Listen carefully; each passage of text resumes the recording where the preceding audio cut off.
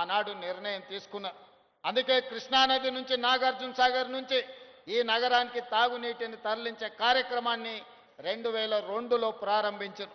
ఆ తర్వాత phase 1, phase 2, phase 3 3 పథకాలను ఆనాడు Congress party doctor YS Rajasekhara Reddy గారు ముఖ్యమంత్రిగా ఉన్నప్పుడు కొనసాగించడం జరిగింది. అదేవిధంగా కృష్ణానది జలాలు సరిపోవన్నప్పుడు గోదావరి జలాలను కూడా ఇక్కడికి తరలించాలని శ్రీపాద ఎల్లంపల్లి నుంచి గోదావరి జలాలను హైదరాబాదు నగరానికి తరలించే కార్యక్రమాన్ని కూడా మనం తీసుకోవడం జరిగింది. ముఖ్యంగా రాజశేఖర రెడ్డి గారు ముఖ్యమంత్రిగా ఉన్నప్పుడు, శ్రీధర్ బాబు గారు మంత్రిగా ఉన్నప్పుడు శ్రీపాద ఎల్లంపల్లి నుంచి గోదావరి జలాలను తరలించే కార్యక్రమాన్ని ప్రారంభించుకుంటే అవి 2016 సంవత్సరంలో నగరానికి వచ్చినాయి. ఆనాడు ఉన్న తెలంగాణ రాష్ట్రంలో మున్సిపల్గా మంత్రిగా ఉన్నాయన ఒక ఆయన కాంగ్రెస్ పార్టీ చేసిన పనులకు షామీర్పేట దగ్గర పోయి గోదావరి జలాలు నెత్తి మీద చల్లుకొని ఫోటోలు దిగి ప్రజల్ని మభ్యపెట్టే ప్రయత్నం చేసిండు. నువ్వు నెత్తి మీద గోదావరి జలాలు చల్లుకున్నంత మాత్రాన నువ్వు చేసిన పాపాలు ఎక్కడికి పోవు అని చెప్పి ఆనాటి మంత్రికి నేను చెప్పదలుచుకున్నా. ఈనాడు చరిత్రను చూడండి. నిజాం సర్కార్ తర్వాత ఈ నగరానికి తాగునీటి సమస్యను తీర్చాలన్న ఆలోచన కాంగ్రెస్ పార్టీ అధికారంలో ఉన్నప్పుడే జరిగింది. అది 1965 కావచ్చు, 1991, 93 కావచ్చు, 2002, 2005, 2008 కావచ్చు. వివిధ సందర్భాలలో అటు మంజరా నది జలాలు, మూసీ నది జలాలు, ఈసీ నది జలాలు, గోదావరి జలాలు, కృష్ణా జలాలు, ఇలా హైదరాబాదు నగరానికి తాగునీటి జలాలను తరలించింది కాంగ్రెస్ పార్టీ అధికారంలో ఉన్నప్పుడే. ఒక్కసారి మాత్రం తెలుగుదేశం పార్టీ అధికారంలో ఉన్నప్పుడు 2002లో పనులు ప్రారంభించారు. మళ్ళీ తెలంగాణ రాష్ట్రం వచ్చిన 10 సంవత్సరాలలో ఇటు గోదావరి నుంచి కానీ అటు కృష్ణానది నుంచి కానీ ఒక్క చుక్క నీళ్లు తరలించాలన్న ఆలోచన 10 సంవత్సరాల ఆనాటి పాలకులు చెయ్యలేదు. మళ్ళీ ఈనాడు తిరిగి కాంగ్రెస్లకు అధికారంలోకి వచ్చిన తర్వాతనే మళ్ళీ గోదావరి జలాలను తరలించాలి. ఈసారి కేవలం హైదరాబాదు నగర తాగునీటి సమస్యను తీర్చడమే కాదు, నల్గొండ జిల్లాను పట్టి పీడిస్తున్న ఫ్లోరైడ్ సమస్యను పరిష్కరించాలని ఇవాళ కాంగ్రెస్ పార్టీ కంకణం కట్టుకున్నది. ఇవాళ నల్గొండ జిల్లాలో మూసీ నది కాలుష్యం అటు ఇబ్రహీంపట్నం కావచ్చు, లేకపోతే భువనగిరి, అదేవిధంగా మునుగోడు నియోజకవర్గాలు ఆ కిందికి కృష్ణానది వరకు ఈరోజు 350 కిలోమీటర్లు వికారాబాదు మచ్కుందు దగ్గర మొదలై కృష్ణానదిలో కలిసే మూసీ నది నీళ్లు ఈరోజు కాలుష్యానికి మారుపేరుగా మారినాయి. ఈరోజు విషం అయిపోయింది.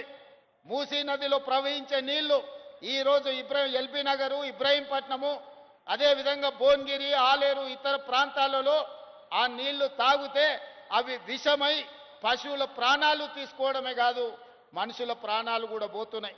ఇలా కొత్తగా ఆడపిల్లలకు పెళ్ళైతే పుట్టబోయే బిడ్డలు కూడా అంగవైకల్యంతో పుట్టే పరిస్థితి ఉన్నది. ఇవాళ ఆడబిడ్డలకు పురిటి సమస్యలు వచ్చినాయి. అందుకే నల్గొండ జిల్లాలో తిరిగినప్పుడు, నల్గొండ జిల్లా ప్రజలతో నేను మమేకమై కలిసి నడిచినప్పుడు ఆ ప్రాంత శాసనసభ్యులు అనిల్ కుమార్ ఇక్కడనే ఉన్నాడు, భువనగిరి ఎమ్మెల్యే, వాళ్ళందరూ అన్న మూసీ నది హైదరాబాదు నగరానికి తాగునీరుని ఇవ్వడం కాదు, ఈరోజు మా నల్గొండ జిల్లాకు విషాన్ని ఇస్తుంది, దీని ప్రక్షాళన చెయ్యాలి, మీరు ఏ విధంగా ఈ మూసీ నదిని పునరుజ్జీవింపజేయాలి అని నల్గొండ జిల్లా ప్రజలు అడిగిన. ఆనాడే మాట ఇచ్చిన, తప్పకుండా మూసీ నదిని ప్రక్షాళన చేస్తాం, మూసీ నదిని పునరుజ్జీవింపజేస్తాం, హైదరాబాదు నగరాన్ని ఒక సుందరమైన నగరంగా తీర్చిదిద్దడమే కాదు, ఎక్కడ నీళ్లుంటాయో అక్కడ నాగరికత ఉంటుంది, ఎక్కడ నీటి ప్రవాహం ఉంటుందో అక్కడ అభివృద్ధి ఉంటుంది, ఎక్కడ నీటి లభ్యత ఉంటుందో అక్కడ నగరాలు మహానగరాలుగా మారుతాయి. అందుకే ఇవాళ ఎవరు అడ్డం పడ్డా, ఎవరు ఎన్ని అడ్డంకులు సృష్టించినా వాటన్నిటిని ఒకటొకటిగా అధిగమించుకుంటూ సమస్యలు సృష్టించినప్పుడు సమన్వయంతో ముందుకు వెళ్తున్నాం. అందుకే ఇవాళ పోయిన సంవత్సరమే గోదావరి నది జలాల ప్రాజెక్టు తీసుకోవాలనుకున్నప్పుడు కొంతమంది కుట్రలు కుతంత్రాలు చేసింది. వాటి అన్నిటిని అధిగమించి ఇవాళ 7,360 కోట్ల రూపాయలతోని 20 టీఎంసీల నీళ్లను ఇవాళ గోదావరి జలాలను ఇవాళ ఉస్మాన్ సాగర్, హిమాయత్ సాగర్కి నీళ్లు తీసుకొస్తున్నాం. దాదాపుగా ఇందులో 15-16 టీఎంసీలు హైదరాబాదు నగరానికి తాగునీరు అందించే కార్యక్రమం తీసుకుంటాం. మధ్యలో వచ్చిన చెరువులు నింపుకుంటూ వస్తాం. దాదాపుగా 4-5 టీఎంసీలు మూసి ప్రక్షాళనకు వాడి ఈ మూసిని పట్టి పీడిస్తున్న కాలుష్యాన్ని తొలగించి హైదరాబాదు నగరంలో ఉన్న డ్రైనేజ్ వ్యవస్థను మొత్తం మూసిలో కలపకుండా, హైదరాబాదు ఫ్యాక్టరీల యొక్క కాలుష్యాన్ని మూసిలో కలపకుండా ఇవాళ నియంత్రించడం ద్వారా, ఎస్టీపీలు ప్రారంభించడం ద్వారా కాలుష్యాన్ని కూడా నియంత్రించదలుచుకున్నాం. అందుకే ఇవాళ ఈ గొప్ప కార్యక్రమాన్ని తీసుకున్నాం. ఈ గొప్ప కార్యక్రమంతో హైదరాబాదు నగరానికి తాగునీటి సమస్యను పరిష్కరించడమే కాదు, నల్గొండ జిల్లాను పట్టి పీడిస్తున్న ఈ మూసి కాలుష్యం నుంచి నల్గొండ జిల్లాకు విముక్తి కలిగించే బాధ్యత ఈరోజు తీసుకున్నాం. ఒక ఆయన అంటున్నాడు, అయ్యా ఇది కాళేశ్వరం నీళ్ళే కదా అని. ఆయన తాటి చెట్టు లెక్క వెరిగిండు కానీ ఆవగి తాటికాయ అంతా కూడా మోకాళ్ళల్లో ఆయనకు తలకాయ లేదు. కాళేశ్వరం ప్రాజెక్టు కట్టింది మేడిగడ్డ, అన్నారం, సుందిల్లా, అది కుప్పగూలిపోయింది. కాళేశ్వరం కాస్త కూలేశ్వరం అయింది. శ్రీపాద ఎల్లంపల్లి ప్రాజెక్టు పేదే శ్రీపాదరావు గారి పేరు మీద ఉన్నది. అది మీ తాతనో మీ ముత్తాతనో కట్టింది కాదు, శ్రీధర్ బాబు గారు తండ్రి కాంగ్రెస్ పార్టీ కట్టింది శ్రీపాద ఎల్లంపల్లి. ఇవాళ గోదావరి నదీ జలాలు నగరానికి వస్తున్నాయనంటే శ్రీపాద ఎల్లంపల్లె మూలం. అక్కడి నుంచే గోదావరి జలాలను పట్టుకొని హైదరాబాదు నగరానికి మనం ఈరోజు తరలిస్తున్నాం. ఆ సంగతి మర్చిపోయి ఈరోజు మల్లన్న సాగర్ నుంచి అంటున్నాడు. మల్లన్న సాగర్ ఎప్పుడే రాజశేఖర రెడ్డి గారు 2008-9లో ప్రారంభించిన ప్రాజెక్టు కాదా? ఆనాడు మహారాష్ట్ర సరిహద్దులో ఆదిలాబాదులో ప్రారంభించిన తుమ్మిడిహెట్టి ప్రాజెక్టు చేవెళ్ల వరకు తీసుకెళ్లాలని ప్రాణహిత చేవెళ్లను ఆనాడు డాక్టర్ వైఎస్ రాజశేఖర రెడ్డి గారు ప్రారంభించారు. దానికి పెద్దలు కాక వెంకటస్వామి గారి సూచన మేరకు డాక్టర్ బాబా సాహెబ్ అంబేద్కర్ ప్రాణహిత చేవెళ్ల ప్రాజెక్ట్ అని పెట్టుకున్నాం. ఇవాళ కాసుల కక్కుర్తి కోసం ఈరోజు తుమ్మిడిహెట్టి దగ్గర ప్రారంభించాల్సిన ప్రాజెక్టును అక్కడ తలకాయ తొలగించిండ్రు, తీసుకెళ్లి మేడిగడ్డకు తీసుకెళ్ళి ఇక్కడ చేవెళ్లను చివరి ఆయకట్టును తొలగించండు. ఇవాళ రంగారెడ్డి జిల్లాకు అన్యాయం జరిగిందంటే ఈనాడు టీఆర్ చేసిన అన్యాయం కాదా? ఆనాడు చేవెళ్లలో రాజశేఖర రెడ్డి గారు ప్రారంభించిన ప్రాజెక్టు అటు చేవెళ్ల, వికారాబాద్, తాండూరు, పరిగి వరకు గోదావరి జలాలను అందించడం ద్వారా ఈరోజు ఈ రంగారెడ్డి జిల్లాలో గోదావరి జలాలతోని వ్యవసాయానికి అందించాలని ఆనాడు డాక్టర్ వైఎస్ రాజశేఖర రెడ్డి గారు ఉన్నప్పుడు కాంగ్రెస్ పార్టీ చేసిన ప్రణాళిక కాదా? ఇవాళ కూడా చూడండి, చేవెళ్ల చౌరస్తలో అక్కడ పెద్ద శిలాఫలకం డాక్టర్ రాజశేఖర రెడ్డి గారు వేసిన శిలాఫలకం లేదా? ఆనాడు కాంగ్రెస్ పార్టీలో మంత్రులుగా ఉన్నవాళ్ళు ఇవాళ బీఆర్ఎస్ పార్టీలు ఉన్నారు. వాళ్ళని గుండె మీద చేసుకొని చెప్పమని నేను అడుగుతున్నా. ఎవరు ప్రాణహిత చేవెళ్లకు నీళ్లు తేవాలని ప్రయత్నం చేసిండ్రు? ఎవరు ముఖ్యమంత్రిగా ఉండే రంగారెడ్డి జిల్లాకు, చేవెళ్లకు, వికారాబాద్కు, తాండూరుకు, పరిగికి అన్యాయం చేసింది ఎవరు? వాళ్ళ పక్కన చేరి వాళ్ళతోని అంటగాక్కుంటా ఇంకా రంగారెడ్డి జిల్లాకు అన్యాయం చేయాలని కొంతమంది చూస్తున్నారు. అందుకే ఇవాళ ఈ ప్రాజెక్ట్ ఇదే కాదు, మహారాష్ట్ర ముఖ్యమంత్రితో మాట్లాడుతున్నాం. తొందరలోనే మహారాష్ట్రకు వెళ్తా, అక్కడ ముఖ్యమంత్రిని కలుస్తా. తుమ్మిడిహెట్టి దగ్గర 152 మీటర్లకు మనం అడిగినాం. 148 మీటర్ల ఎత్తున కట్టడానికి వాళ్ళు ఒప్పుకున్నారు.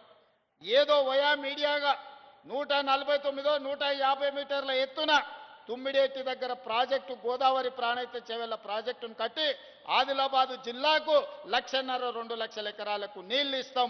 అదేవిధంగా మల్లన్న సాగర్ నుంచి మెదక్కే మలిపిన గోదావరి జలాలను మళ్ళీ రంగారెడ్డి జిల్లాకు తెచ్చి చేవెళ్ల, వికారాబాద్, తాండూరు, పరిగి, కొంత కొడంగల్ ప్రాంతానికి కూడా గోదావరి జలాలను తరలించడం ద్వారా ఈ ప్రాంత రైతాంగాన్ని కూడా ఆదుకునే బాధ్యత కాంగ్రెస్ పార్టీ తీసుకుంటుంది.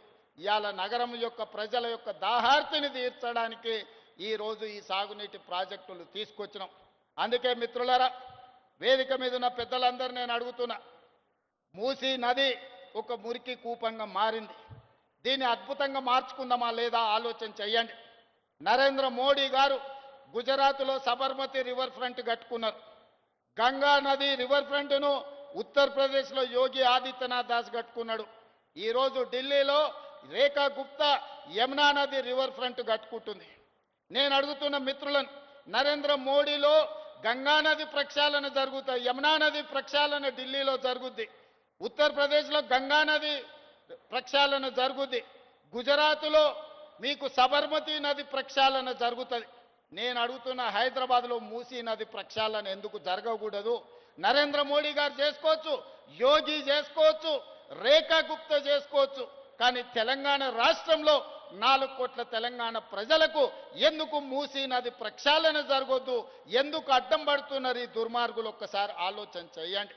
ఎందుకంటే కాంగ్రెస్ ఈ పని చేస్తే కాంగ్రెస్కు మంచి పేరు వస్తుందని ఒకే ఒక ఆలోచన. మా మీద రాజకీయంగా కోపం ఉంటే మాతో కొట్లాడండి.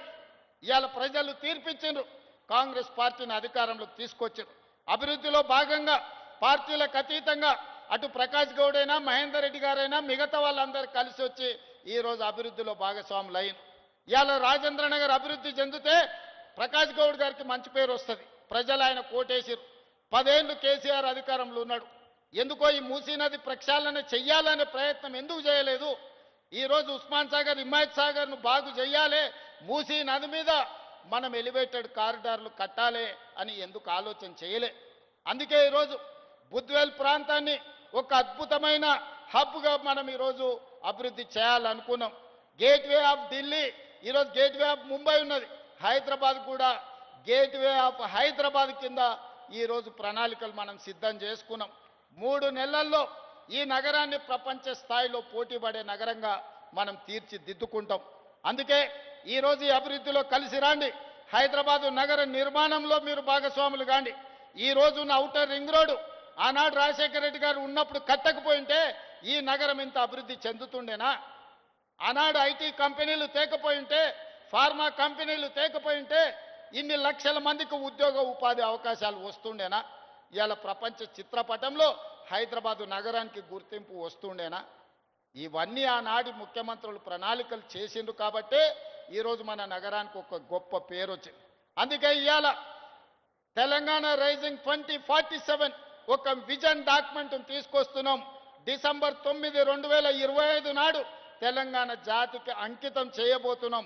రాబోయే 100 సంవత్సరాలు హైదరాబాదు నగరమే కాదు తెలంగాణ రాష్ట్రాన్ని ఏ విధంగా అభివృద్ధి పదం వైపు మనం నడిపించాలో ఇవాళ కార్యక్రమాలు తీసుకుంటున్నాం. కలిసి రండి. ఈ కడుపులో విషం పెట్టుకొని ప్రాజెక్టులు ఆపకండి. ఇవాళ మనం మూసీ రివర్ ఫ్రంట్ని చేసుకుందాం, ఫ్యూచర్ సిటీని కట్టుకుందాం, RRR నగరాన్ని, RRR రింగ్ రోడ్లను వేసుకుందాం, మెట్రో నగరాన్ని విస్తరించుకుందాం. ఇవాళ ఇవన్నీ ప్రణాళికలు చేసుకోవాలంటే మీ అందరి సహకారం ఉండాలి. మీరు అండగా నిలబడండి. రాబోయే 10 ఏళ్లలో అద్భుతమైన నగరంగా, ప్రపంచంలోనే గొప్ప నగరంగా హైదరాబాదు నగరాన్ని తీర్చిదిద్ది లక్షలాది మంది నిరుద్యోగ యువకులకు ఉద్యోగ ఉపాధి అవకాశాలు కల్పించే రాష్ట్రంగా మన తెలంగాణను తీర్చిదిద్దుకుందాం. మిత్రులారా, వాళ్ళు వీళ్ళు ఎన్ని చేసినా, ఎన్ని కుట్రలు చేసినా, ఎన్ని కుతంత్రాలు చేసినా, ఎన్ని రకాలుగా అడ్డం పడ్డా మా ప్రభుత్వం తిప్పికొడుతుంది. ఒక్కరొక్కరి సంగతి కూడా చూస్తుందని నేను ఈ సందర్భంగా తెలియజేస్తూ, ఏది ఏమైనా ఇంత మంచి కార్యక్రమాన్ని ఏర్పాటు చేసిన ప్రభుత్వ అధికారులతో పాటు ప్రజాప్రతినిధులను కూడా మనస్ఫూర్తిగా అభినందిస్తూ సెలవు తీసుకుంటున్నా.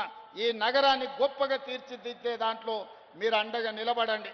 నష్టపోయే పేదలను మన ప్రభుత్వం ఆదుకుంటుంది. వాళ్ళందరికీ సహాయాన్ని అందించే బాధ్యత నాది.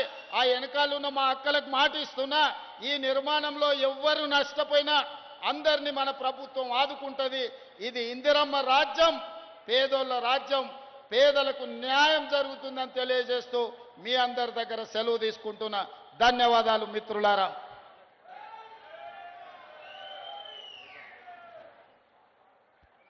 అక్కడ శ్రీపాదం, ఇక్కడ శ్రీకారం. గౌరవనీయులైన ముఖ్యమంత్రి గారి చేతుల మీదుగా మహానగర ప్రజల మంచినీటి